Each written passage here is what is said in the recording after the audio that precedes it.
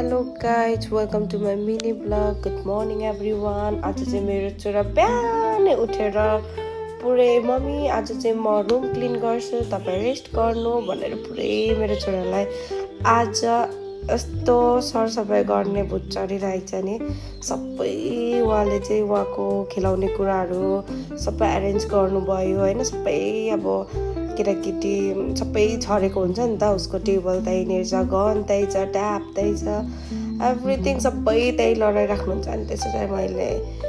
नानीलाई चाहिँ आज के भन्नु भने बिहानै उठेर मामु आज चाहिँ म रुम क्लिन गर्छु हेर्नु है भनेर भन्नुभयो नि त अनि म पनि फुर्काउँदै मेरो छोरालाई हुन्छ रुम क्लिन गर्नु हेरौँ तपाईँको ट्यालेन्ट भनेर भनेको पुरा उहाँले चाहिँ उहाँको ट्यालेन्ट देखाउँदै हुनुहुन्छ होइन पुरै रुमहरू सफा गर्दै हुनुहुन्छ यसो म चाहिँ यहाँ क्यामेराम्यान भएर बसिरहेको छु कति खुसी लागेको छ होइन अब बच्चाहरू अब हाम्रो पालामा त 9 वर्षमा त हामीले त खाना पकाएर पनि भाइहरूलाई स्कुल लग्थ्यौँ क्या हेर्नु न उहाँले देखाउँदै हुन्छ यसरी क्लिन गर्नुपर्छ भनेर यसरी एरेन्ज गर्नुपर्छ भनेर क्या अनि त्यसो चाहिँ हाम्रो पालामा चाहिँ हामीले चाहिँ यो 9-10 वर्षको उमेरमा चाहिँ खाना पकाएर भाइलाई खुवाएर हामी स्कुल लान्थ्यौँ क्या अब आजकलको बच्चाहरूले त गर्नुहुन्न नि त अब खाना खुवाइदिनु पर्छ स्कुलको लागि ड्रेस लगाइदिनुपर्छ अस्ति म आएर चाहिँ उहाँलाई लुगा धुनुको पनि मैले फुल ट्रेनिङ दिइसकिसकेँ हेर्नुहोस् मेरो हुनेवाला बुहारी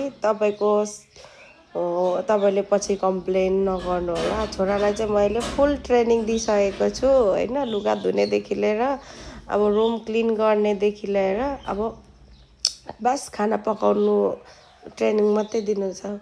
उहाँले पुरा टेबल हेर्नु र कस्तो उहाँको टेबल चाहिँ फोल्ड गरेर राखिसक्नु भइसक्यो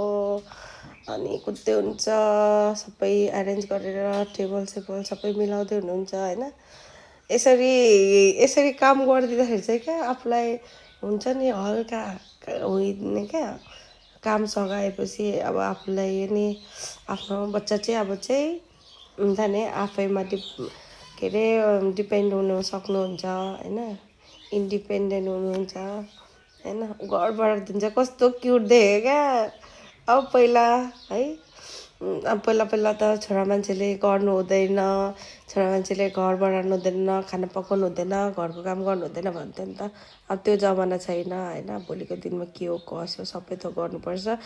त्यही भएर मैले चाहिँ फुल ट्रेनिङ दिएको छु हेर्नुहोस् बुहारी पछि मलाई कम्प्लेन चाहिँ नगर्नु होला बिचरा मेरो छोरा सबै रुमहरू कुना काप्चा बढाउँदै हुन्छ कति क्युट देखेको क्या अब छोरा भए पनि छोरी भए पनि एउटै हो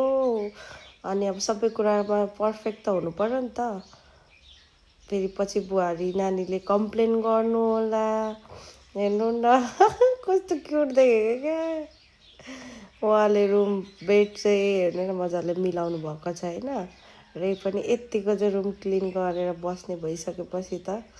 होइन अब बिस्तारै खाना पकाउनु पनि फुल ट्रेनिङ दिनुपर्छ अनि त्यस पछाडि त मेरो छोरा पनि नम्बर 1 भइहाल्नु भयो नि त पर्फेक्ट हुनुभयो पछि बुहारी नानीले चाहिँ कम्प्लेन गर्ने ठाउँ रहँदैन होइन सबै बढार्दै हुनुहुन्छ ओहो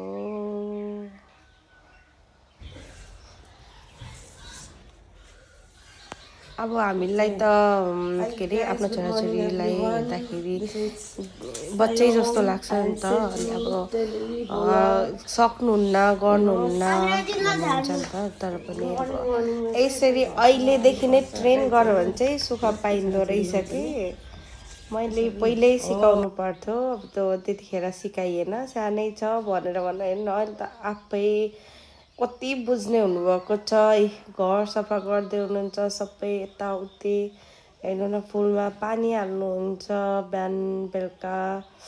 मेरो छोराले यो चाहिँ मेरो स्कुटर अनि छोराको साइकल पुरै हेर्नु न पुरा काप्चा बढार्दै हुनुहुन्छ क्या खुसी लाग्छ क्या आफ्नो छोराछोरीले पालो दिँदाखेरि चाहिँ अब चाहिँ ठुलो हुनुभएछ जस्तो लाग्छ क्या थ्याङ्क यू फर वाचिङ